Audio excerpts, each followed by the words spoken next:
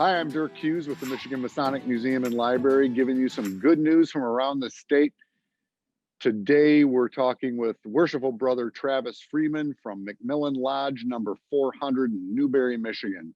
Well, the good things happening in the Upper Peninsula, McMillan 400, we recognized that we needed to think outside of the box during the government shutdown back in March, April, and May, and really raise funds in a unique way. So we established a Michigan Deposit Bottle Return Drive with our lodge. We were able to raise about $9,000, and we donated a portion of that to Ahmed Shrine, who really needed some funds because we couldn't do circuses, we couldn't do Vidalia onion sales, and we kept the rest for McMillan 400 to do our local charities and causes. And what we found, it was an enjoyable time with the brothers. We were able to come together despite not being able to go to lodge. The wives got involved, the grandchildren got involved, the kids got involved as well with the sorting parties that we did. We established a team to bring the trailer to our staging area, bring it back, drop off the cans at the local grocery store.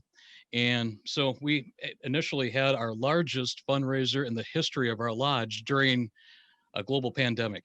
Basically, in a nutshell, we had a staging area in a high visible area. We had some signage made on the road sign, and people have all these cans and bottles in their garages and their houses, and you could only, at that time, you couldn't take any back. And now you're still limitations on how many you can take back to the grocery stores. And so people were overjoyed by being able to offload these cans and bottles for a great cause. And we had a staging area where we had to sort the different brands of bottles and different types of bottles and cans. And from there, we brought them to a grocery store partner of ours, and they wrote us a check for almost $9,000. But what does $9,000 translate into number of bottles and cans? It really it translates into everybody in their brother's garage, pole building filled to the top with pop cans and full of bags. We've had a lot of understanding wives and lady friends that were able to sacrifice their garage and their outbuildings so we could store these cans, because we couldn't bring them back until the state lifted the restrictions on that. So it's a zero cost fundraiser.